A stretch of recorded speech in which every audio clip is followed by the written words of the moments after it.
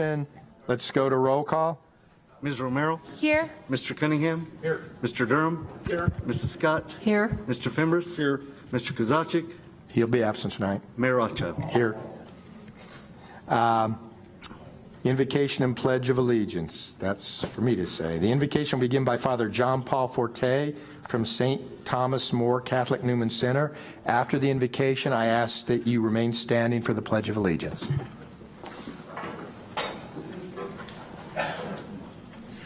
Within our darkest night, you kindle a fire that never dies away, that never dies away. Within our darkest night, you kindle a fire that never dies away, that never dies away.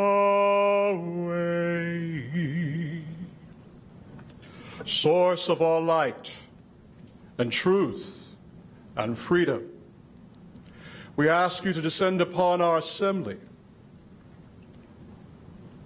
We remember the good things that have been, and we celebrate all that is to come. Bless this gathering and keep us always in your light. All this we raise to you, who is the source of all good things. Amen. Amen. Pledge allegiance to the flag of the United States of America and to the republic in which it stands, one nation, under God, indivisible, with liberty and justice for all. All right, thank you.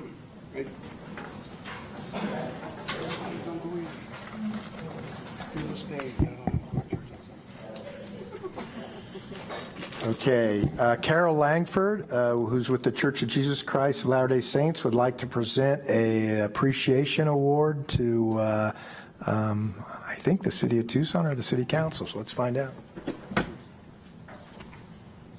Carol, somebody come.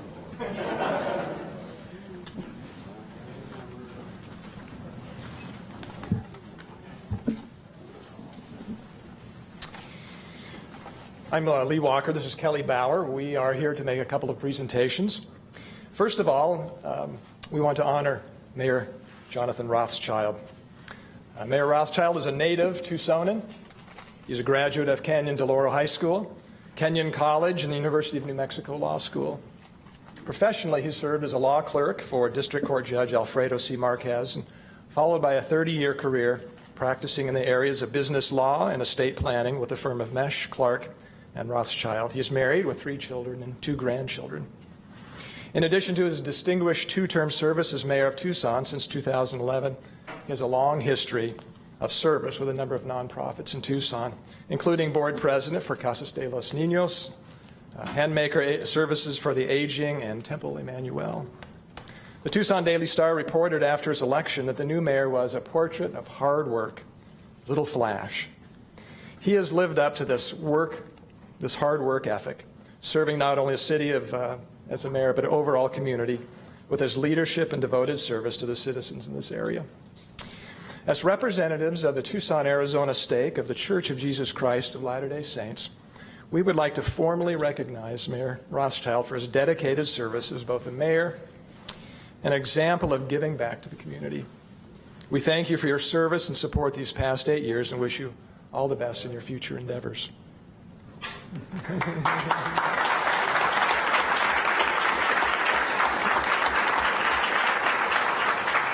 Thanks. You read that script exactly like I wrote it for you. That was great. All right. Well, thank you very much. Obviously, all of us on the council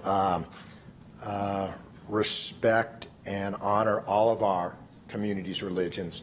That's something that's important to us in having the kind of community that we want to have, because that's at our base, and we appreciate it. So thank you very much. It's a surprise, actually, but I appreciate it. All right. We've got a little something here for you.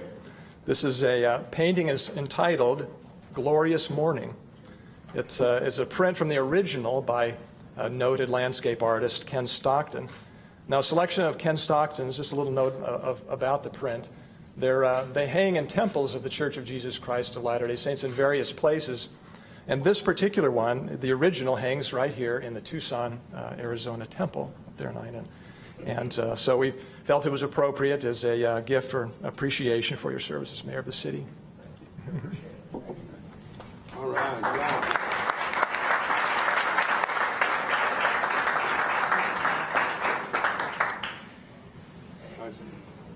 If I may, I'd like to ask Council Member Shirley Scott to come down.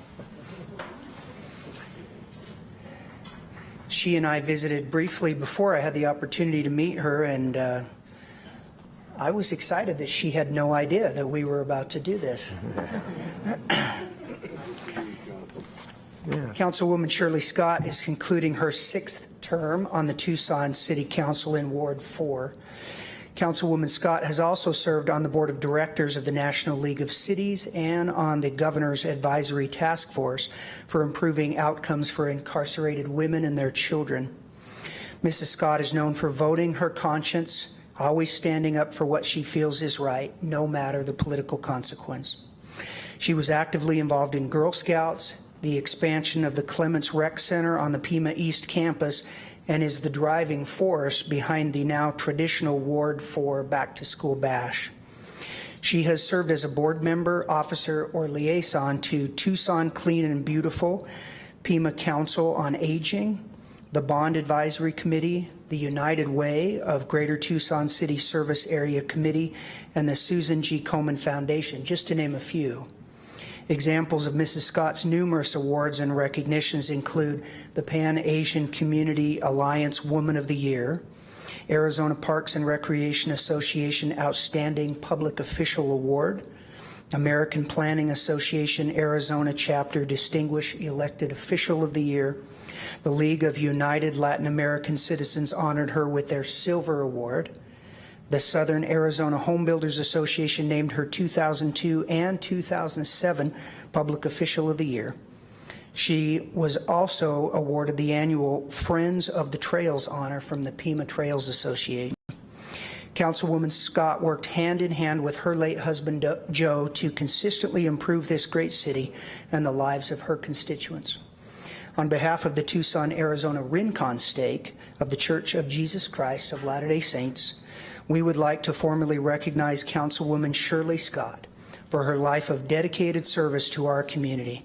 Thank you for your service and support, and we wish you all the best in your future.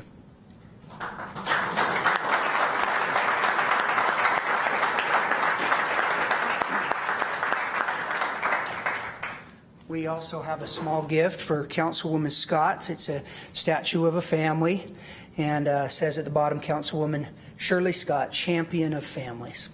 So, thank you.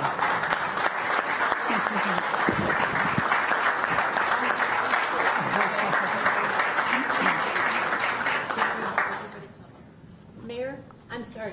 Can we get a group photo of everybody? You don't make me speechless. Would you like to say something? No. We'd like to have everyone who has come this evening to honor the mayor and Councilwoman Scott, if they could come up for a photograph with us.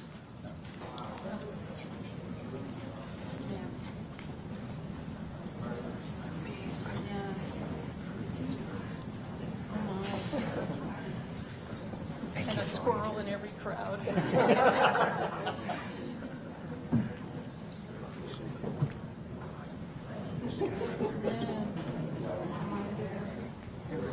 So much.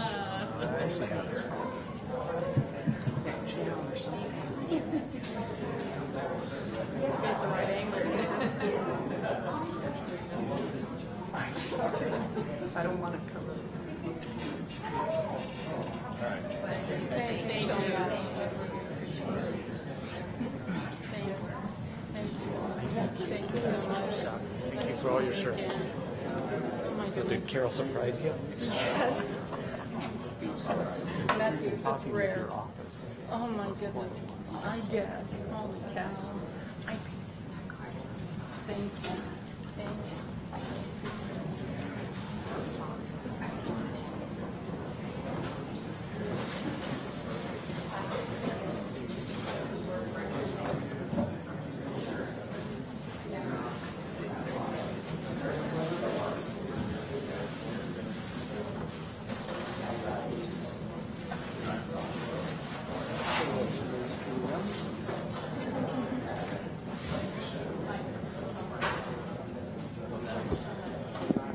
Are you good?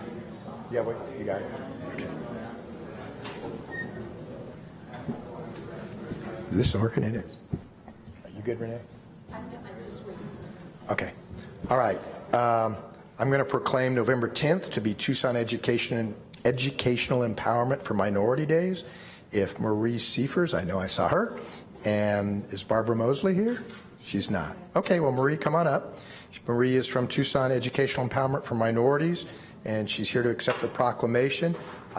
Some of you know about the work that Marie's done over the years and continues to do, kind of on her own, set out many years ago to take our African American students and expose them to some universities and to historically black colleges. And she did so by holding full days of education for every student in the community, and then taking field trips with selected students to the colleges around the country. And she's continued to do that on her own for years. And so we really want to honor her, and we'll do that with this proclamation, her and everyone else who works with the group.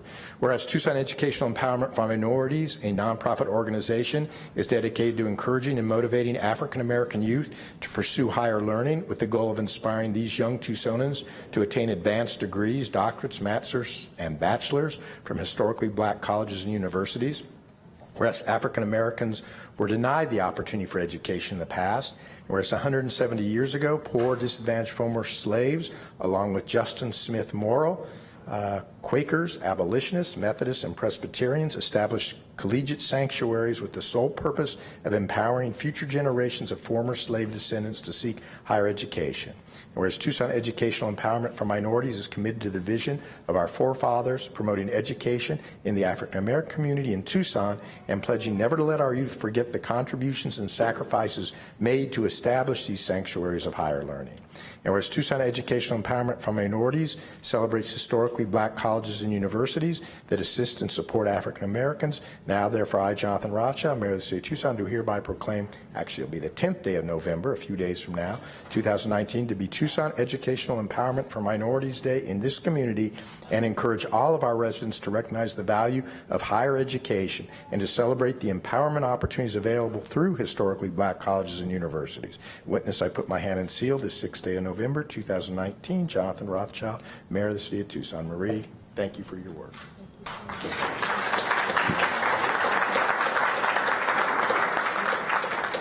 I just wanted to let them make. Oh, I'm photobombing. I just like to thank Mayor. I just like to thank you for all of your support. Not only does he present the proclamation to our organization, but he has attended several of our events. And I'll just go from the beginning to the end. It's not the end, it's the beginning of the end.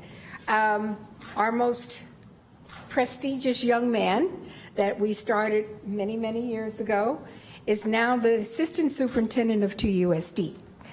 And I'm very, very proud of him. And there are many more, but we will continue to go forward, even though you won't be here, and we're going to miss you terribly.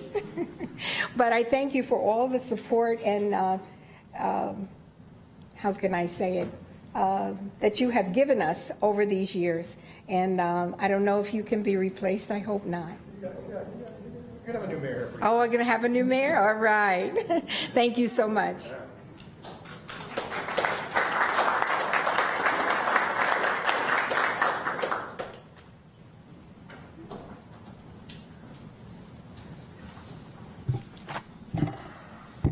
Item 2D. Appointments to boards, committees, and commissions. Report from City Manager. City Manager's communication number 358, dated November 6, is received into and made part of the record. May I have a motion to approve the appointments in the report? Mr. Mayor, I move we approve the appointment of Ray Winch to the Citizens Water Advisory Committee, CWAC, and Susan Aiken to the El Presidio Historic Zone Advisory Board. Second. Got a motion and a second. Are Ms. Winch or Ms. Aiken present?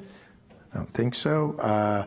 I would like to thank them, as would the whole council, for your willingness to serve on these boards. We have many people who volunteer for these boards. They are all not paid positions, and they all help us a great deal in getting to the right results in sometimes complicated matters. Is there any further discussion on this matter? Hearing none, all those in favor say aye. Aye. Anyone opposed? Motion carries. Are there any personal appointments to be made at this time? Hearing none, we will move to item 3. Mayor and council reports, summary of current events. City Manager's communication number 359, dated November 6, is received and made part of the record. This time it's been scheduled to allow members of the mayor and council to report on current events. Does any council member have anything to report at this time? Councilmember Romero. Thank you, Mr. Mayor. Besides having an election last night, which I'm glad that people participated in, I wanted to congratulate Councilmember Cunningham for being returned by the people of Tucson to serve his third term on the Tucson City Council, and council members-elect Nikki Lee and Lane Santa Cruz for their victory last night. And of course, thank the people of Tucson for their vote of confidence in electing me as the next mayor of the city of Tucson. I'm going to have some big shoes to fill, but Mayor Rothschild has Size 8, not that. but you have really done amazing things with the council and in this community, and you've taught and mentored my time as a council member, and so I really appreciate your service to our community, sir. Thank you. On current events, I'd like to invite the community to a 100th annual Tucson Veterans Day Parade. The Morgan McDermott American League Post number 7 has historically put on the parade with the assistance of the city of Tucson, other American Legion posts, veterans organizations, local merchants, and the entire community. Through volunteers and donations from the community, this tradition will continue to honor our veterans. So this Monday, November 11th, starting at 11 a.m., please join us downtown. It's a beautiful, wonderful event that the entire community comes together to honor our veterans. I will be there. Hope my other colleagues on the council will too. And happy Veterans Day on Monday.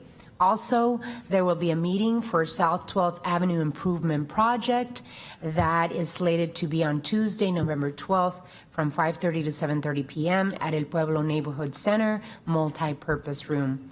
That's located at 101 West Irvington Road. And if you have any questions, please feel free to call my council office at 791-4040.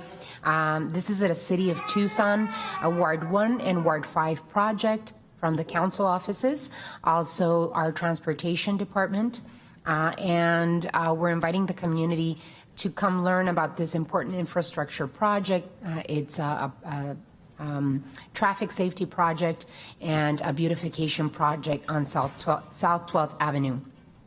We can only make this successful if you are part of the discussion, so please join us again Tuesday, November 12th from 5:30 to 7:30 p.m.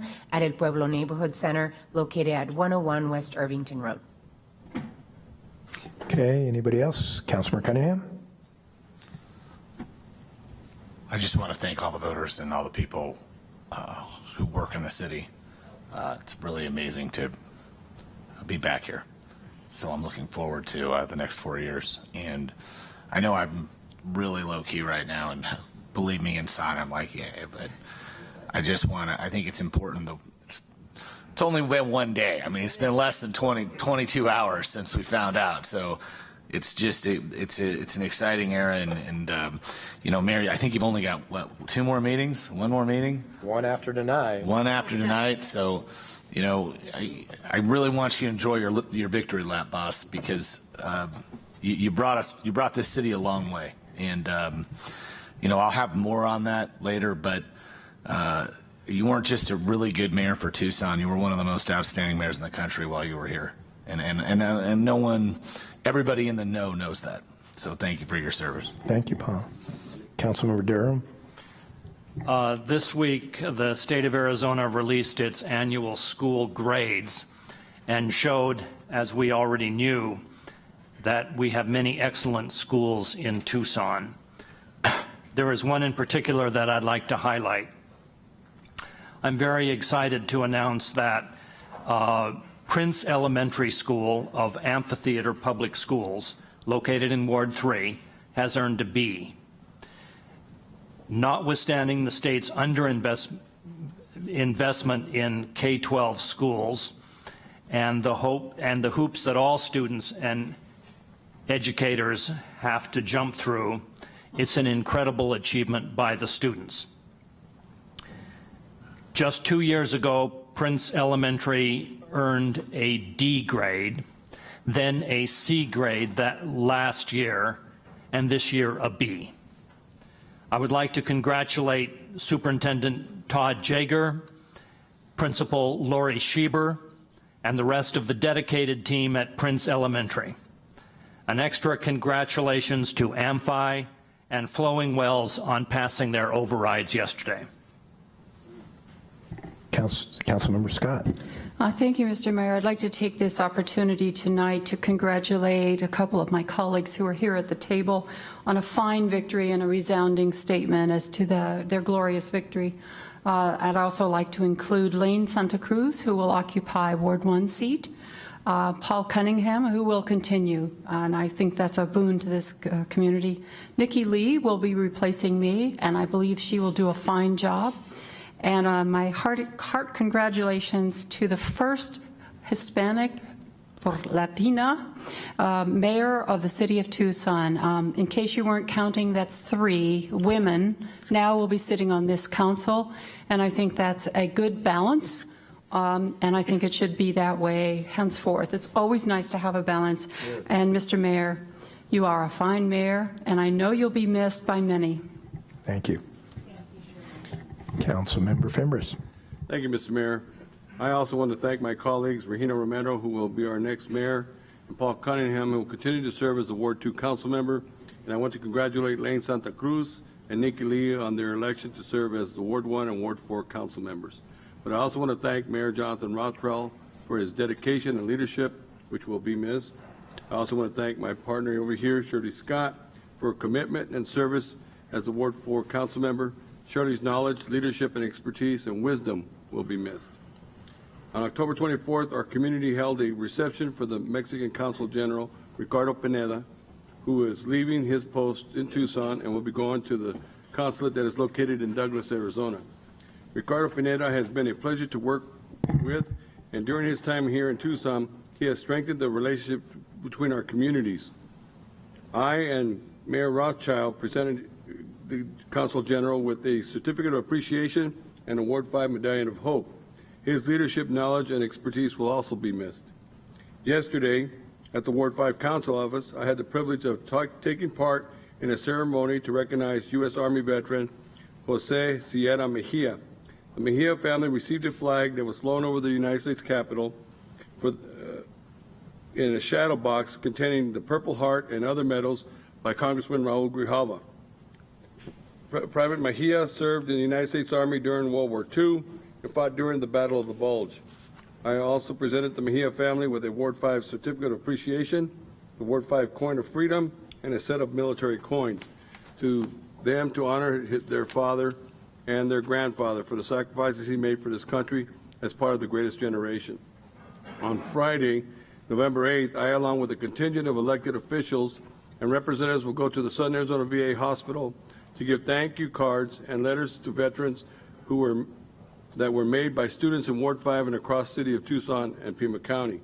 My office has done this every Memorial Day and every Veterans Day to thank those who have served our country and also to instill the values of patriotism in our school children.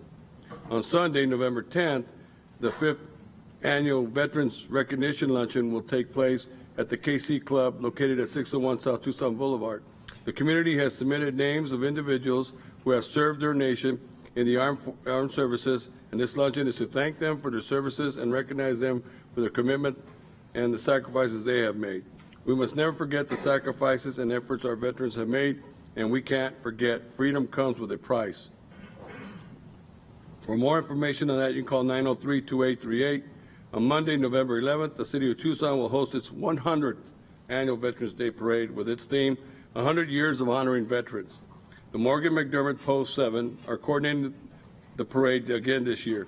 As a retired U.S. Army veteran, I am looking forward to taking part of the parade and making its 100th year of our city, thanking the veterans who serve for those in active duty. For more information, you can call 622-8703 or go online to the TucsonVeteransDayParade.org. A traveling replica of the Vietnam Veterans Memorial wall has arrived at Casino del Sol. The wall is a version of the memorial in Washington, D.C., and will be on display to the public at the casino's pool lawn through November 11th. This replica is part of the American Veterans Traveling Tribute, a veteran-owned project. The Pascuayaqui Tribe Veterans Affairs Office and the Casino del Sol invite the public to pay respects and honor veterans and active military personnel.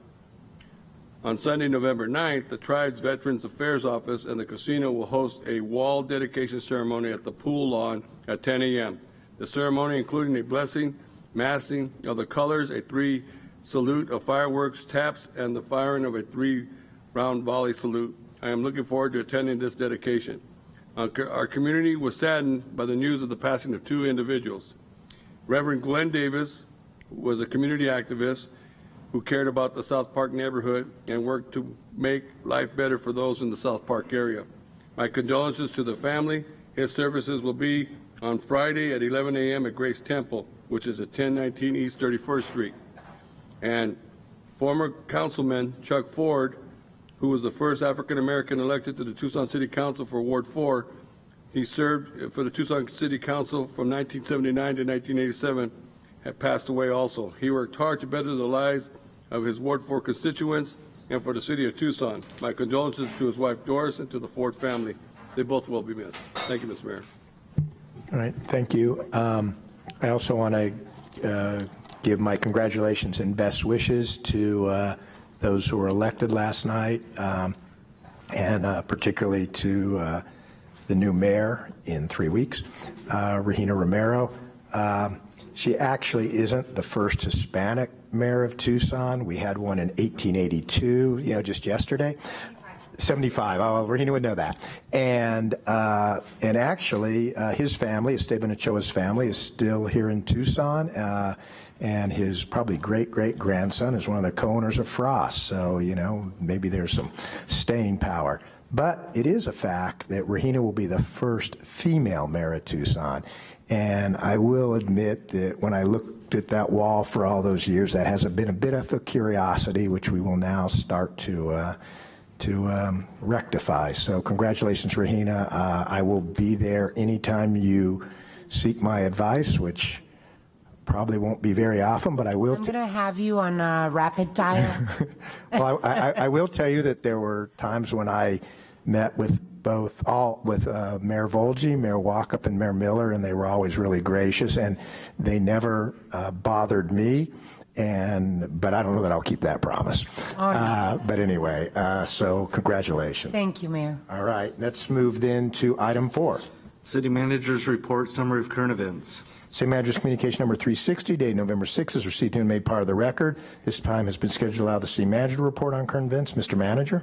Mr. Mayor, members of the council, just want to let you know last week the MPA Common Grounds Award event was held, and we were successful. The staff was successful.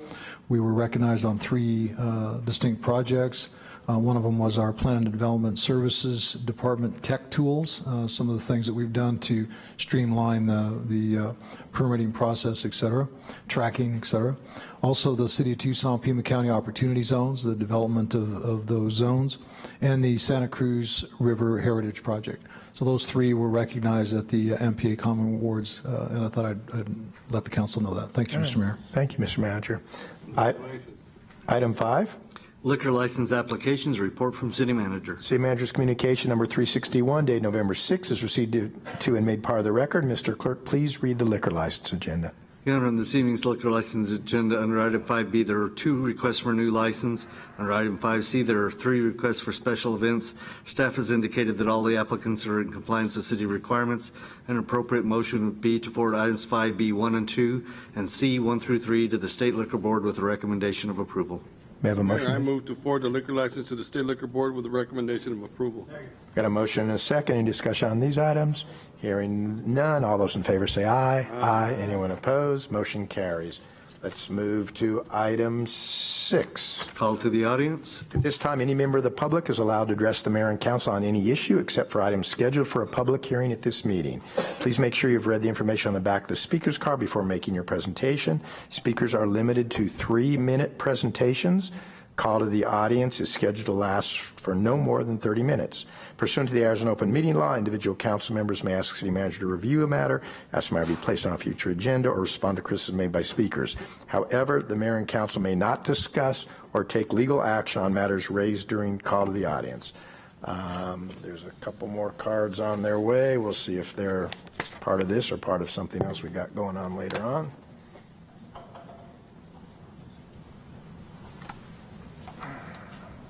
Okay. Okay. So we've got 5 cards. We'll have time for everybody. I think at the last meeting I promised another fellow that he could go first, so I'll call on him first this evening. Michael Cajero.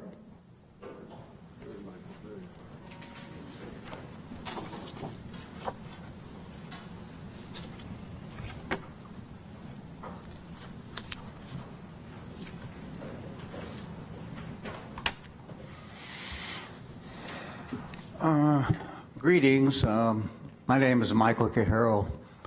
I live at 2740 East 6th Street. I was born here in Tucson, so I'm 72 years old, and I know the history of Tucson because I lived here. And I think I was watching the election thing last night, and I think all of you voted against 205. Is that correct? Okay. Well, I would like to forget the past, but unfortunately, I remember 1966 and 67, Lou Davis, Jim Corbett. Remember him? Remember those guys?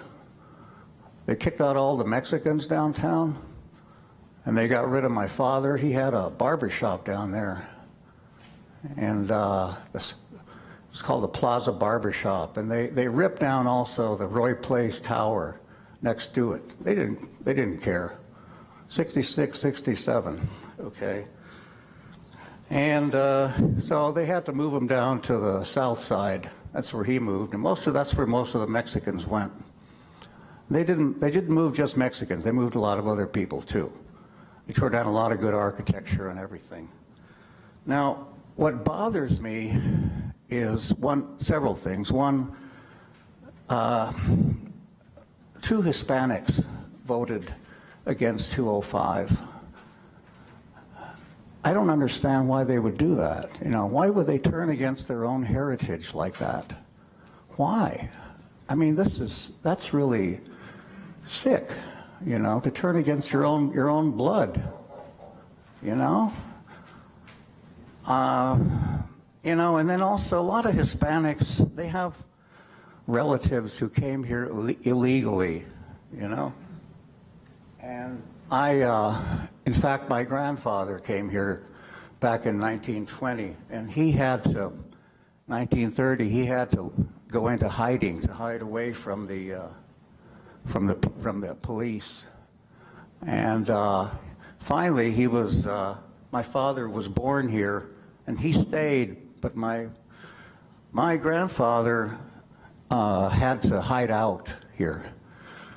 He sought sanctuary, okay?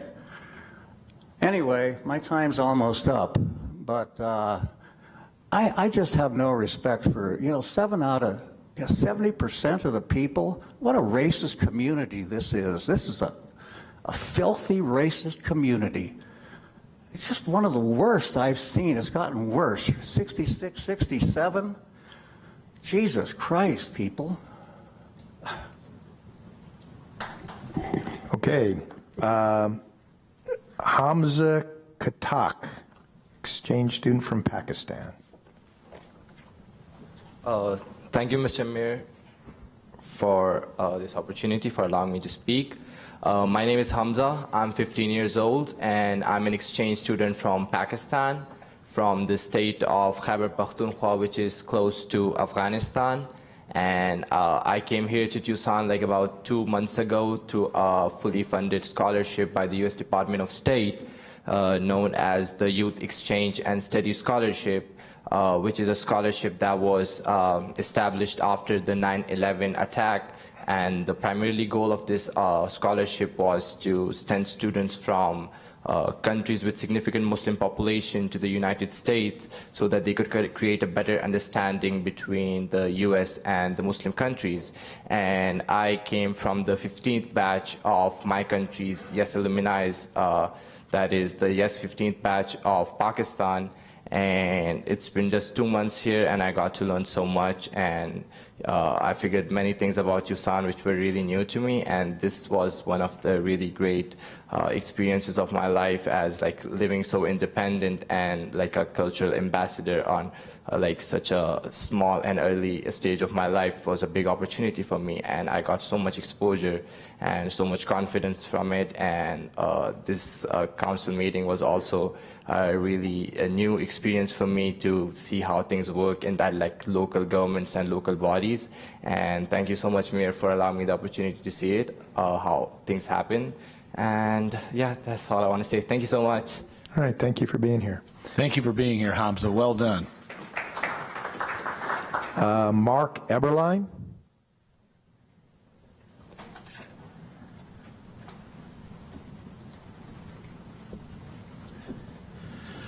My name is Mark Eberline. I live at 928 South 7th Avenue in Barrio Santa Rosa.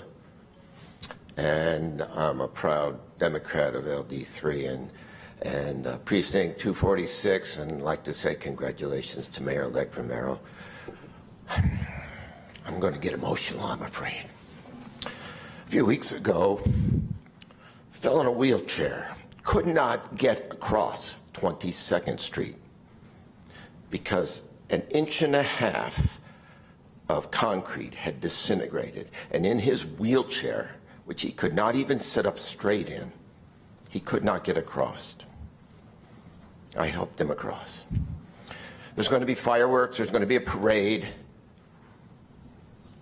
2 weeks from now will be the anniversary of when I helped veterans dismantle Camp Bravo, just north of Santa Rita Park. A week before Thanksgiving, this city put veterans out of a safe place and onto the streets. I challenge this city to do better by its veterans. Not just the ones who are doing all right and have the house payments made, but these guys that are on the street. If you can't even get across the street in your wheelchair, is that how we say thank you for your service? Thank you for the opportunity to speak to you, Mayor Rothschild and council members. Thank you, sir. Franklin Bennett. Good evening, ladies and gentlemen, Mayor, City Councilman. Congratulations, Ms. Romero, on your win. My complaint at this time, as I have addressed this council before, now we're talking about corruption, obstruction, and conspiracy with the city clerk's office. I have a legal document from Ms. Schmidt, which is the attorney for Hughes Federal Credit Union. And I got into an argument with a clerk, refused to give me her name, and it clearly states here, requests that this court dismiss with prejudice plaintiff Franklin Bennett's complaint. Well, she said that was an official document. First of all, they're not supposed to give out legal advice, especially when they're wrong. My background, I work for the office of Richard M. Schwartz. I'm a paralegal, and I'm also an ex-law enforcement out of Colorado. So I think I know a little bit about the law. She disregarded this as an official court copy with the signature on it, stamped, that if it's not marked with or without prejudice, you can refile. So when we got into an argument, they refused to take my refiling, plus, and that was on Monday the 4th, and I will leave you this paperwork, except for this one, you have to make a copy, that's the original, that they shopped around on the 5th. When they denied mine on the 4th, they shopped around to another hearing officer and or judge to get it dismissed with prejudice. So that's part of the corruption. Conspiracy is one or two more people conspire for wrongdoing. So it had been more than one person shopping this around to another judge. And I will leave you the paperwork here. It's pretty plain and simple. Obstructing is my ability, God-given right, to file another, I should say, form after being dismissed. I have the right to file another case. Tomorrow, I'll be going down and filing an appeal. My attorneys was with me today when whoever it was didn't identify herself again, got into like another debate, saying, we're with the county, you can't do nothing to us. I beg to differ. It's part of the city, it's consolidated court, so the city is liable and open for suit. Me and my attorney would like to know, since they refuse to tell us, maybe the city council, maybe the new mayor can get down there and see what the hell's going on. And maybe not the sisterhood of all women there can do a clear and an objective investigation. Thank you very much. All right, thank you, sir. If you could hand your paperwork to the clerk, and she'll get it to the city attorney.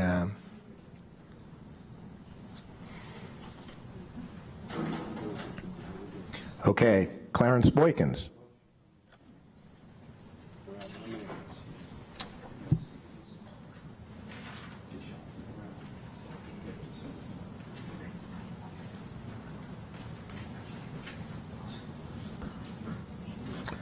Thank you very much, Mayor and Council, for allowing me the opportunity to speak.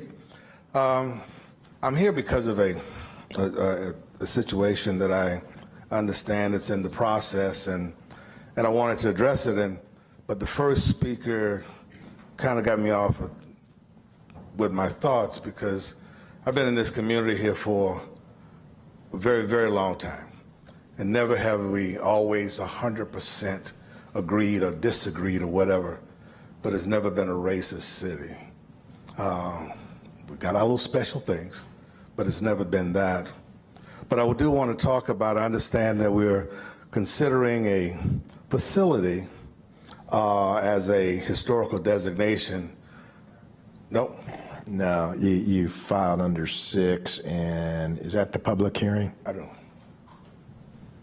8.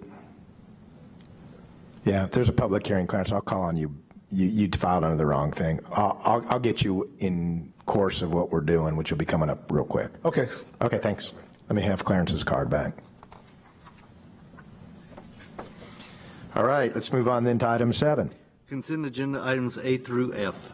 Report from city manager on the consent agenda are received into and made part of the record. Mr. Clerk, you're requested to read the consent agenda. Your Honor, this evening's consent agenda, item A is approval of minutes. There is a correction to the minutes. On page 16, the next to the final sentence, the word residents should be changed to residents. Item B is water amendment to agreement with BKW Farms Incorporated for groundwater savings project.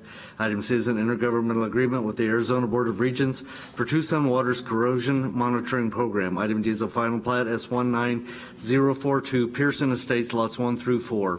Item E is Tucson Code amending Chapter 10 relating to compensation, adding a tool enhancement allowance. Item F is a financial participation agreement amendment with the Metropolitan Education Commission for the Regional College Access Center. That's the extent of the consent agenda, Your Honor. May I have a motion to approve the consent agenda? So moved. Second. Got a motion second to approve the consent agenda. Any other discussion?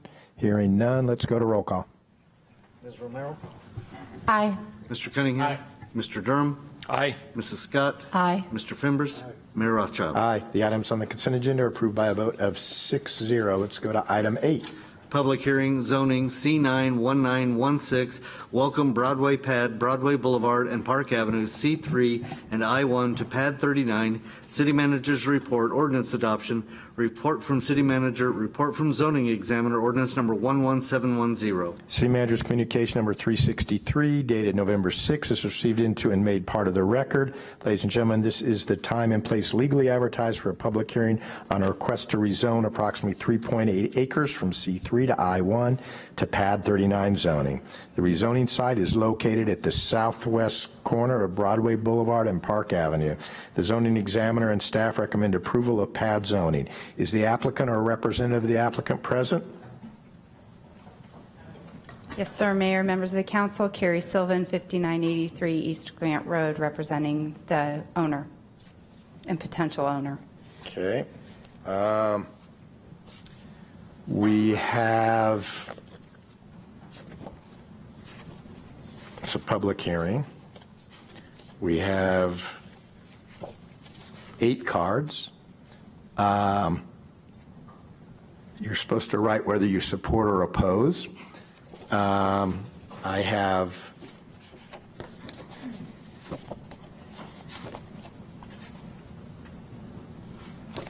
one person who said whether they supported or opposed, so I don't know whether the others support or oppose.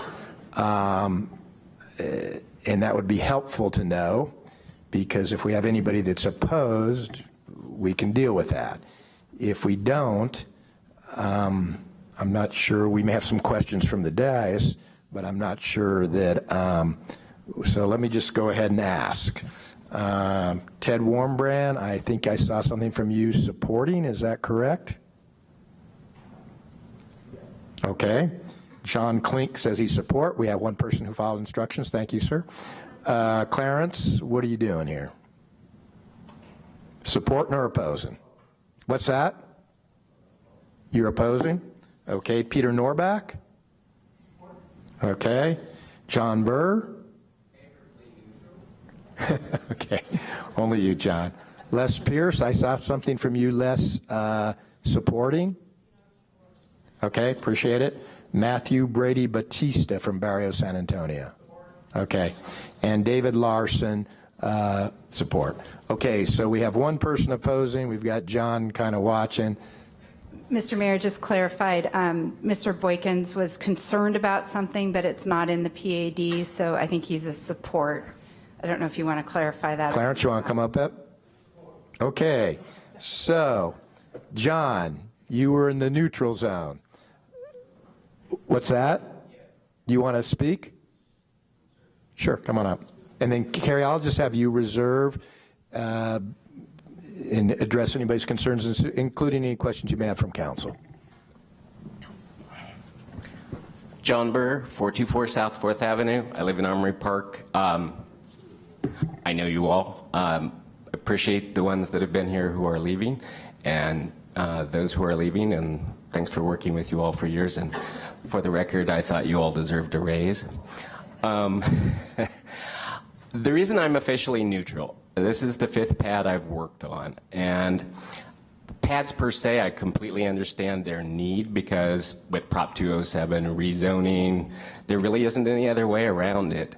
But I've now had to process a number of pads and seeing how they're amended without necessarily having a public process or other things along the way. And so I'm a little concerned about how they're interpreted over time. And so I'm not taking any particular stance. However, that being said, I think this is one of the best pads that you've seen before you. I think it's one of the most progressive for transit-oriented development, reinvigorating an area that really needs an investment, has a gateway to both downtown and the Broadway corridor. And I really want to thank Sloan and the design team, plus the city of Tucson in advance, since this started way back in 2014, as a speculative pad, for doing probably one of the best public outreach and interactive processes I've seen. So make of that what you will. Thank you, John. Thanks for having me. That's saying something. So without offending anybody who's in support, if somebody's really want to get it up and talk, I'm certainly willing to let you speak. Just come on up. But without that, it seems like, and I think John addressed it pretty well, Carrie, why don't I call you up and ask you if your client is agreeable to the proposed requirements?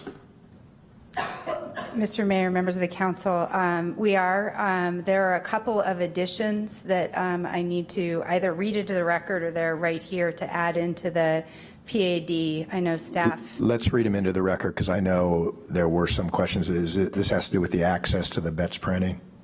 Yes. Okay, so we need to read those into the record. Okay, so let me explain really quickly a little bit of what we've been working on with BETS printing for folks who were at our very first neighborhood meeting where we transitioned this project from city staff to the development team. The Betts Printing folks were there and were relatively angry. And we have spent a lot of time working with them. They did not come tonight. You have received a support letter with these conditions attached to it. So there were a couple of things that are really important and lead into this language. One of them is they wanted to make absolutely sure that as they said, we don't care what you do on your property as long as our printing business does not suffer. So the very first language I'm about to read is a commitment from us acknowledging their existing zoning, their existing printing business, and a commitment in the PAD that we will do nothing on our property that will affect their existing printing business. The second is that, as you all know, a big part of this project is the vacation abandonment of McKee Street between Tyndall and Park. And the big question was always, there's a small piece where Betts Printing owns on either side of McKee Street right near Park Avenue. So city staff, I know John Cahill is here from the real estate department. We've worked really hard to find out really whether or not Betts Printing wanted that property back so they could consolidate, whether they were fine just leaving it, and there's been a lot of discussions. The ultimate decision has been to go ahead and vacate or abandon the entire portion. That will be coming before you in December. We tried to line them up for tonight, but we still had some negotiating to do. So the big question was their loading area. As their loading area is right on McKee, and so as we abandon that, it's no longer a public right-of-way. So in working with Mr. Cahill and Mr. Chakowski, along with TDOT, Park Avenue is a larger right-of-way than a lot of right-of-ways in that area, and there's an ability to do a loading zone. We worked to make sure as you probably know, there's a bike extension that's going to be coming bicycle and pedestrian, so we worked to make sure we were staying south of that. It's a little bit inconvenient for Betts Printing because it's not as convenient to their loading dock, but they were comfortable with that area. It's just north of 12th. It's on the little map. So what's the language, Carrie? So on the access. I'll do the access first. It's in Part 3, Section P, as in Paul, of the PAD. It's adding a number 4 that says the city shall permit and approve a curbside loading zone along the west side of Park Avenue, north of 12th Street, south of McKee Street, and adjacent to parcels 12412-132A and 1241200-4A. in the area depicted below for the loading zone. The loading zone shall be permitted at a minimum length of 50 feet and wide enough for a semi-truck delivery within the area as depicted below. And then the parcels 124120030, 1241200-4A, and 1240722OB, those are the 3 Betts Printing parcels, shall be permitted to use the loading zone. Okay, and the Professor LLC is Betts? That's the ownership interest of Betts Printing, yes. Okay. That's who owns it the looks land. like Robert E. Doyle, he's the principal? Yes. And he sent all of us a letter probably this morning approving that language? Yeah, it was, I think, sent yesterday afternoon. Okay. Yeah.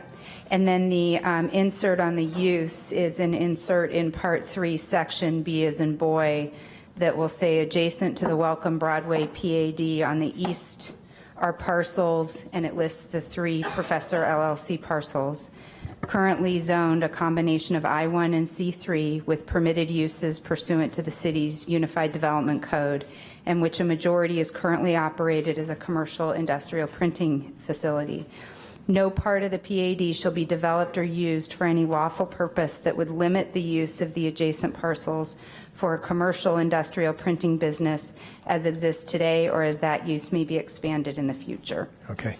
So before I let you or let council address any questions they may have of you or your client, is there anyone else in the audience who wishes to be heard? Because otherwise I'll just go ahead and close the public hearing. So, okay. If not, may I have a motion to close the public hearing? Second. All right. All in favor say aye. Aye. Anyone opposed? All right. Wait, Your Honor. Everybody's good? Yeah, everybody's good. It's amazing, isn't it? Okay. Okay, there may be questions from council. Does anybody have any questions on this? Councilmember Romero. First and foremost, I want to really commend Councilmember Fimbres and his team in Ward 5 and the City of Tucson team, the City Manager, Planning Development Services for their work on putting together this PAD, starting this PAD process and engaging the community in envisioning what they wanted to see happen. So thank you, Councilmember Fimbres, that it really is part of your work, why we have an audience full of supporters tonight. And so I just wanted to commend the Ward 5 office, Councilmember Fimbres, and the Planning and Development Services team. What I wanted to ask, just so that we could put it on the record, Carrie, is the historic elements. I know that one of the issues that that had been at question here was the access for Betts printing, and also some concerns about the historic landmark elements for this project. Through conversations from your office and with Sloan, I know that you've added language that I think should be read into the record, because it really defines much better the work that will be done to preserve the historic elements of this pad. So I just wanted to ask you, give us a little bit of background and give us the language that you've added to make the language stronger in preserving the historic elements. Sure, Mayor, Councilmember Romero, I'm not sure if we're supposed to call you Mayor. Councilman. Councilwoman. Okay, Councilwoman. I wasn't going to call her Mayor yet. It's hard having two mayors up here. I know. I'm feeling a little whiplash. So what I'm going to do is give you a little bit of a summary. It's about 3 pages of language, which my teenage children will say they definitely don't ever want to hear me talking for that long. But I think I can summarize it, and then if you do, and I know it's on in the agenda materials online, there's actually a separate item for it that can be clicked on to see the actual red line changes. So it's very easily accessible. So we made a couple of changes, and we did it over 2. Some of the changes came in prior to the zoning examiner hearing, and then we made further changes after the zoning examiner. The focus was really on the Welcome Diner building, and as I think everybody in here knows, Mr. McFarland and his ownership team, who are the developers and have been a part of this project, are also the ones who purchased the Welcome Diner in 2015 and invested a tremendous amount of money to bring back that architecture, and so they do want to protect it. There was some discussions about how to do that and whether historic landmark was appropriate. And what we did was we worked on language specific in this PAD to protect. So if there is any modification to the Welcome Diner or the airspace above, it will have to go through, in addition to the PAD Design Review Committee, it also is going to go through the Historic Commission Plans Review Subcommittee. And then there's some criteria. There's a whole page and a half in the PAD. It's section G in the PAD that talks about the criteria for the Welcome Diner. So it acknowledges the architecture. It acknowledges the ability, which is what Mr. McFarland was desiring, to build around, but not in a way that causes a problem for that for his investment. It's still a historic building. So there's a whole list of criteria. I'm happy to read them if you want me to.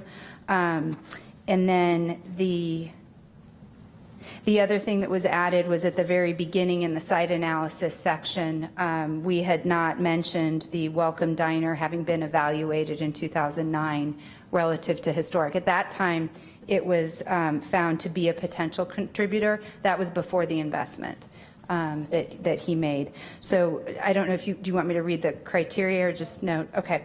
So modifications to the Welcome Diner building that would be considered consistent with the standards. I should also mention that this also brings in the Secretary of Interior standards. I don't remember the exact name of them, but they're for the treatment of historic properties. That's why she's your historic preservation officer. So the types of construction that can occur, again, it'll go through the plans review subcommittee. New construction built at the east property line and flush with the resource, which is the Welcome Diner building. A change of use is permitted. Modifications to the interior of the resource, new construction connecting to the resource on the east and or south of the building, and if connected on the south, the new building may extend to the west as long as the view shed is maintained.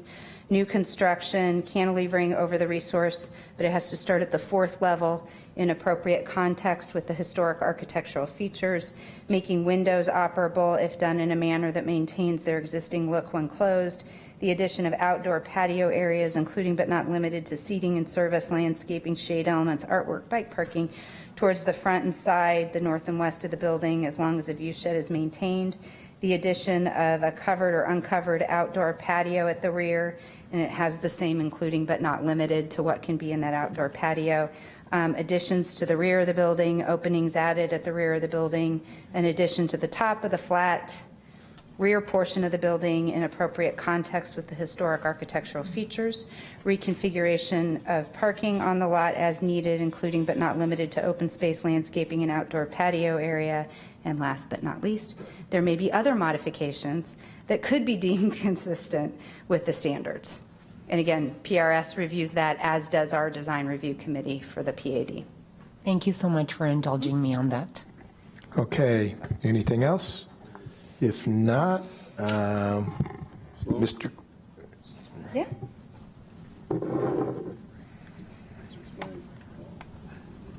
Yeah, let him read the ordinance.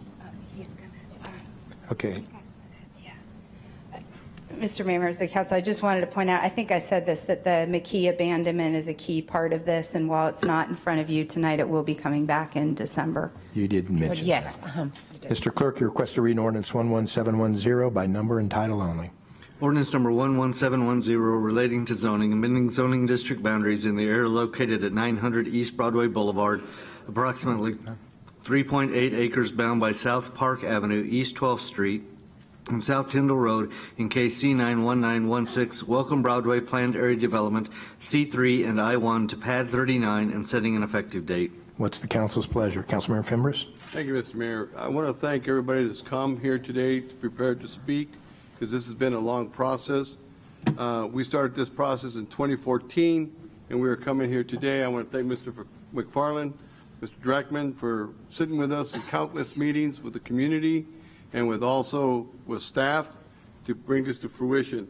And with that, Mr. Mayor, I move to approve ordinance number 11710 relating to zoning, amending zoning district boundaries in the area located at 900 East Broadway Boulevard, approximately 3.8 acres bound by South Park Avenue, East 12th Street, and South Tyndall Road in case C9-19-16, Welcome Broadway Planned Area Development, C3 and I-1 to pad 39 with the additional language added to Part 3, Section B with the addition of paragraph 4 and Part 3, Section P related to loading zoning that was read into the record by Ms. Sylvan and setting an effective date. Second.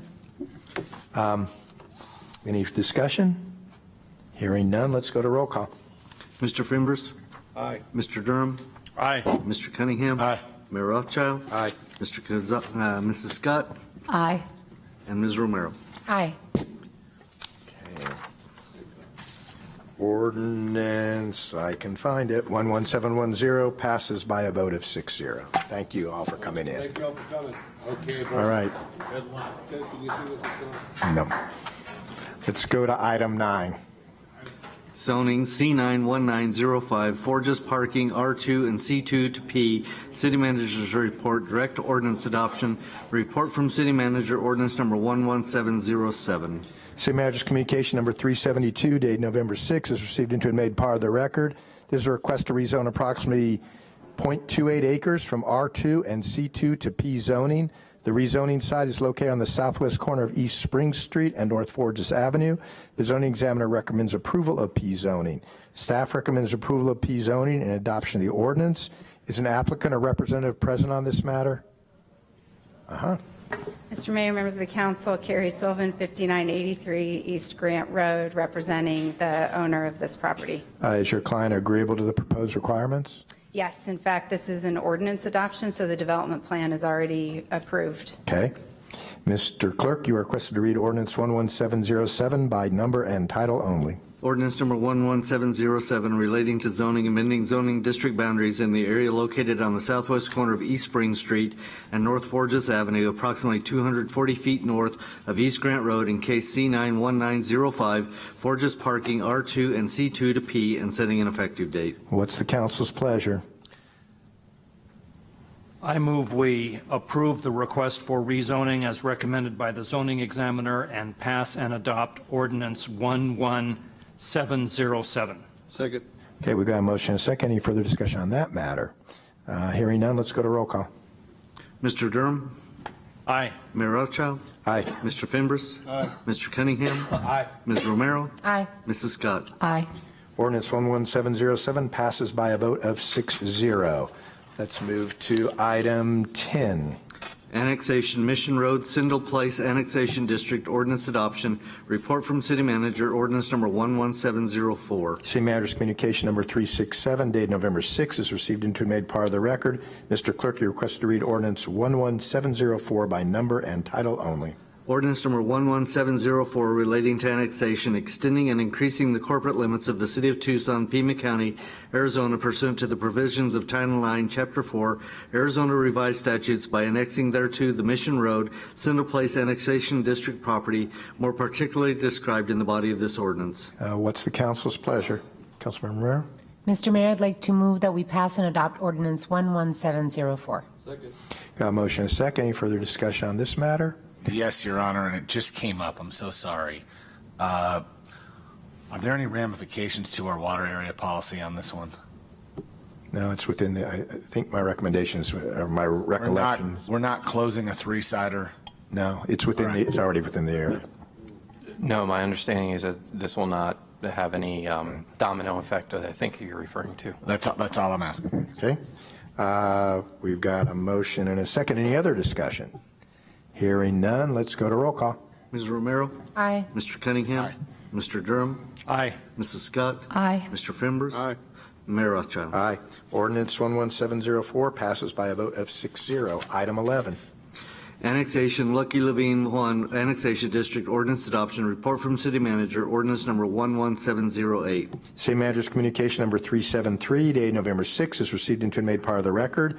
Mr. Clerk, you're requested to read ordinance 11708 by number and title only. Ordinance number 11708 relating to annexation, extending and increasing the corporate limits of the City of Tucson, Pima County, Arizona, pursuant to the provisions of Title IX, Chapter 4, Arizona Revised Statutes, by annexing thereto the Lucky Levine 1 Annexation District property, more particularly described in the body of this ordinance.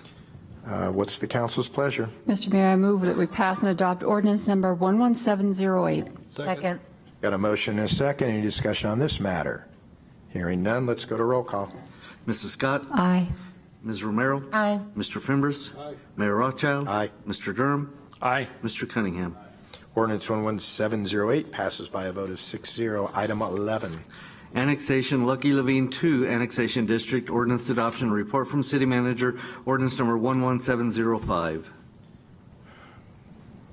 I'm sorry, I think I called that wrong. It's item 12. I'm sorry. 12, yes, My sir. fault.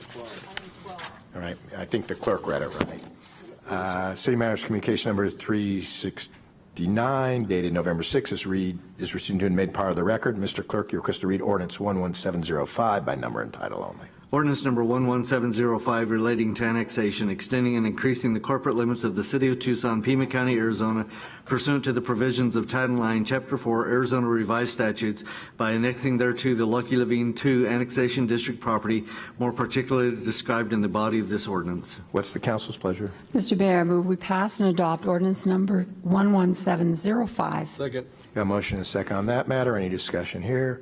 Hearing none, let's go to roll call. Mr. Cunningham? Aye. Mrs. Scott? Aye. Ms. Romero? Aye. Mayor Rothschild? Aye. Mr. Durham? Aye. Mr. Fimbres? Aye. Ordinance 11705 passes by a vote of 6-0. Item 13.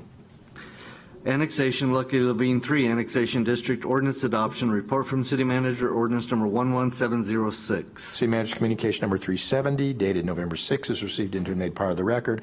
Mr. Kluge requests to read Ordinance 11706 by number and title only. Ordinance number 11706 relating to annexation, extending and increasing the corporate limits of the City of Tucson, Pima County, Arizona, pursuant to the provisions of Title IX, Chapter 4, Arizona Revised Statutes, by annexing thereto the Lucky Levine 3 Annexation District property, more particularly described in the body of this ordinance. What's the council's pleasure? Mr. Mayor, I move we pass and adopt ordinance number 11706, and we welcome them into the city. Second. All right. All right. Any other discussion? I think we talked about this a couple weeks ago when we did the package, but for our visitor, this is a really big deal for Tucson, because what happens right now is that there's a bunch of area that's within the county but not in the city limits, and we're adding that land in the city limits so we can increase our economic opportunities. All right? And of course, it's in Ward 4. All right, let's go to roll call. Mayor Rothschild. Aye. Mr. Fimbres. Aye. Mrs. Scott. Aye. Mr. Durham. Aye. Ms. Romero. Aye. Mr. Cunningham. Aye. Ordinance 11706 passes by a vote of 6-0. Item 14.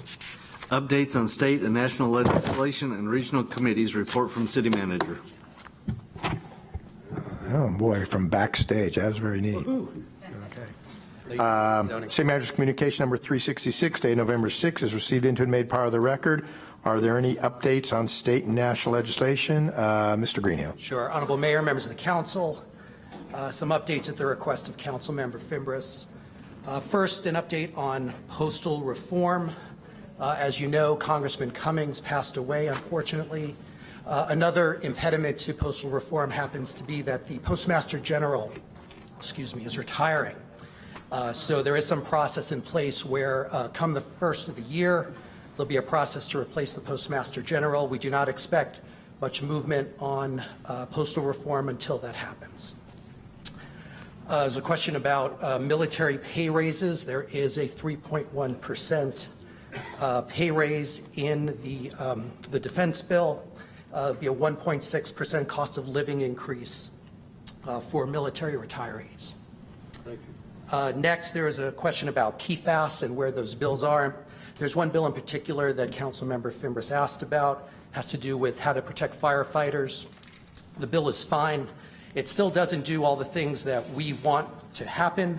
I'd say that the key issue or event that happened recently has to do with the defense authorization bill. That's the bill that we were looking at for funding for some of the PFAS improvements that we're trying to fund. Those provisions were removed from the defense authorization bill. So we're still looking for the things that we've talked about in the past, having to do with EPA regulation, as well as funding for the remediation and other things we need to deal with the PFAS issue comprehensively here in Tucson. Then there's a question moving to state issues. There's a question about short-term rentals. There is some discussion among some legislators up at the Capitol about changing state law, giving cities and towns more authority to regulate short-term rentals. There's no legislation yet, of course. Of course, the state legislature starts in their new session in January. We hope to know more at that point about what kinds of provisions and bills they may be looking at. Of course, we are interested in legislation that would return some authority to cities and towns from the state. And then finally, there was a question about auto impoundment and fees, looking to see if there might be any increases in those fees to help fund public safety. At this point, again, there's no legislation that we're aware of, but as the session begins, we will bring any bills on that subject to Mayor and Council.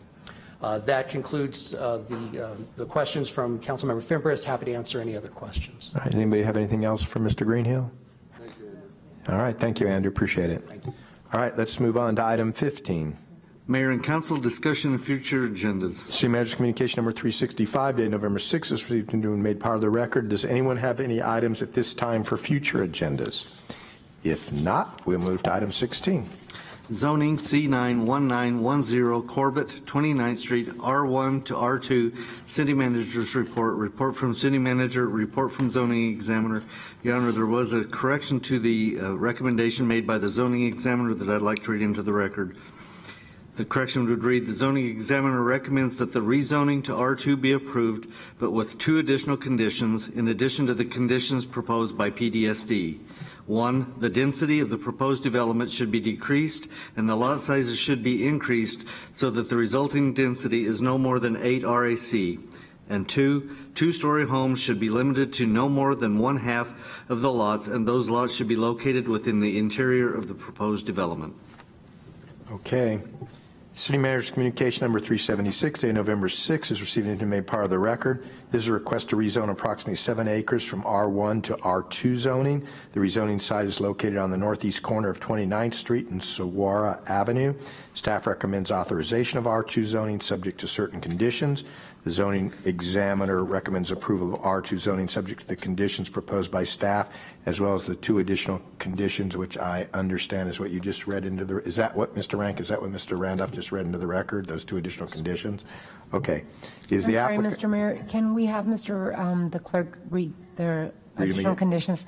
Can you read them again, please? Yes, Your Honor. The first condition would be the density of the proposed development should be decreased and the lot sizes should be increased so that the resulting density is no more than 8 RAC. Number 2, 2-story homes should be limited to no more than 1/2 of the lots, and those lots should be located within the interior of the proposed development. Okay, is the applicant or a representative present? Could you please come forward?